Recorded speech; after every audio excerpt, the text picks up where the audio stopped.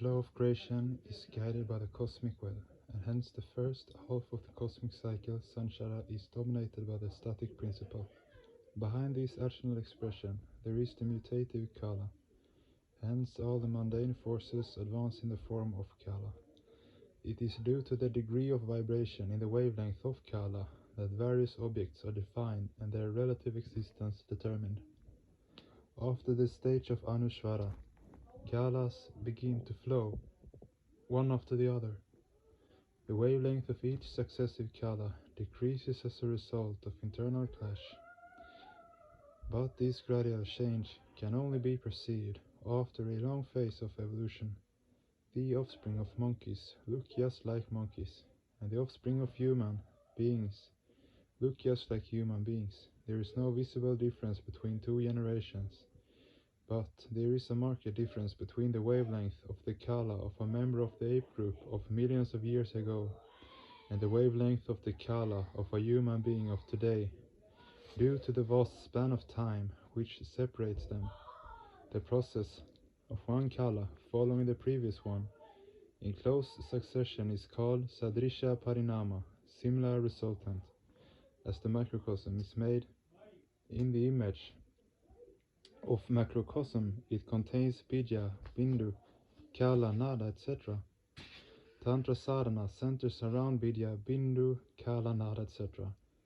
Within the microcosmic body, Svarupa and Sadrisha Parinama also exist within the microcosmic body, as a result of the emanation of waves.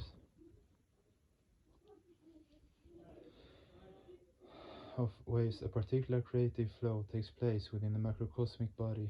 Similarly, following the principles of Sadrisha Parinama, a series of waves emanate from the macrocosmic body, leading to the creation of unit mind and the opportunity for the requital of its reactive momenta, samskaras. As a result of Swarupa Parinama and Sadrisha Parinama, unit minds are formed and samskaras are created. Due to the impact of Sadrisha Parinama, these samskaras, whether semi-expressed or unexpressed, find scope for full expression. In fact, in macrocosmic life, the role of Sadrisha Parinama is very significant. Samskaras, whether good or bad, do not find a congenial environment for their requital until they come in contact with the proper macrocosmic Sadrisha Parinama. On coming in contact with macrocosmic Sadrisha Parinama, they quickly ripen.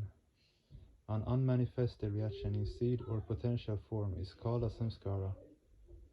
The nature of samskaras is determined by the nature of one's actions.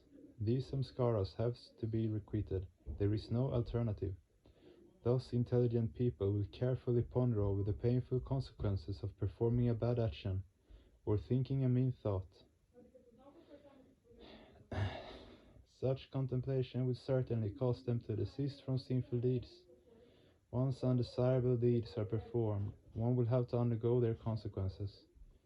Should intelligent people also desire from performing virtuous deeds? After all, virtuous actions also beget reactions, albeit good ones. While performing virtuous deeds, people must consider themselves as instruments of the Lord. By ideating that the cosmic being is the actual doer, and by surrendering the fruits of all actions to him, one will not have to undergo any reaction. The authorship of the actions will devolve on the Lord. On the one hand, such virtuous deeds will greatly benefit the world, and on the other hand, they will increase the number of good samskaras of Saguna Brahma. As he already has so many, it will hardly make any difference to him at all. The burden of his samskaras will not increase in any way. The stable energy in which samskaras lie embedded is called Parashakti, stable force of divinity, in intuitional science. As long as microcosms exist, action is a must. Thus all human beings should be persuaded to engage themselves in righteous deeds. If persuasion fails, they should be compelled to tread the virtuous path under pressure of circumstances. What is meant by the frequent use term karma, action? Karma is a vibrational expression. Where there is no vibration, there is no action. Karma is an extraversial expression of the mind. In other words, the relative change of place of an object is termed action. Where there is vibration, there is sound. A sound created by a vibration within the mundane world can easily be detected by the ears of a scientific instrument, but the sound produced prior to the creation of the fundamental factors is beyond human perception. Human beings can only hear the phenomenal sounds, not the noumenal sound. Simply because one cannot hear the sound, it does not mean that it does not exist. The noumenal sound lies latent in the primordial force. Its multidimensional emanations take place through various waves of various colors from the primordial force. The collection of those colorful and sonic expressions is Omkara.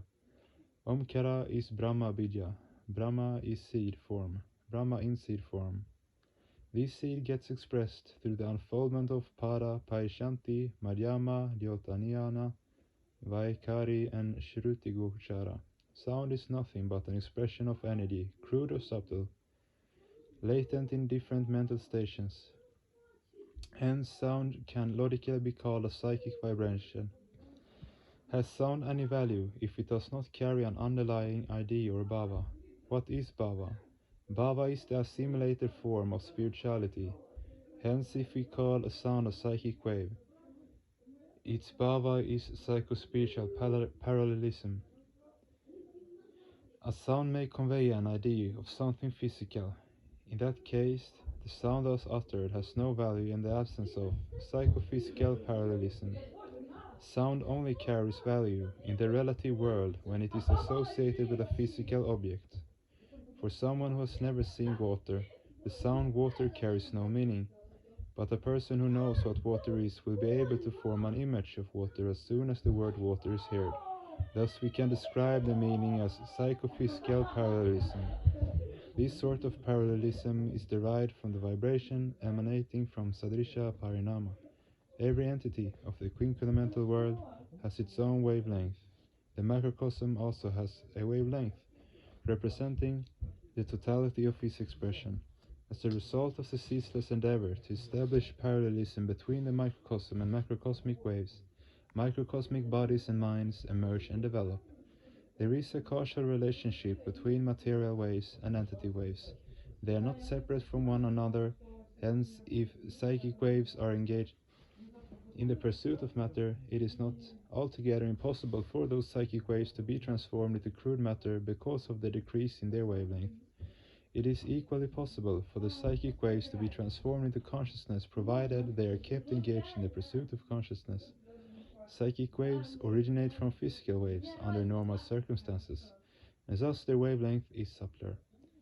Even so, whenever psychic waves become parallel with the physical waves of a physical entity, they accept the physical entity as their own object. In the pursuit of subtle consciousness, however, the psychic waves become straight, leading to the mind being converted into consciousness. The persistent endeavor to straighten the psychic waves is called Dharma sadhana. One who does not pursue the path of Dharma sadhana is bound to become degenerated.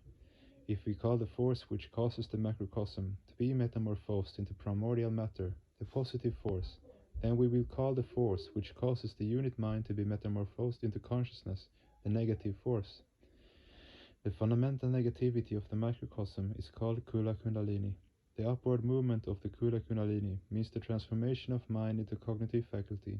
The Kula Kundalini centered around the dormant Shiva lying within the triangle of Kama Pita carries the various vast load of staticity.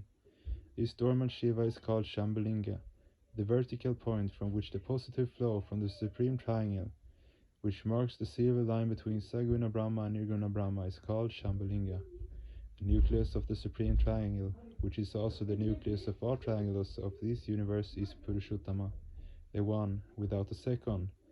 Ikame Varitvitiyam. He is the Paramashiva of the Mahakaulas, the great Tantrikas. The presence of the Kula Kundalini between the two lowest vertebrae is the cause of the non-integral outlook of microcosms.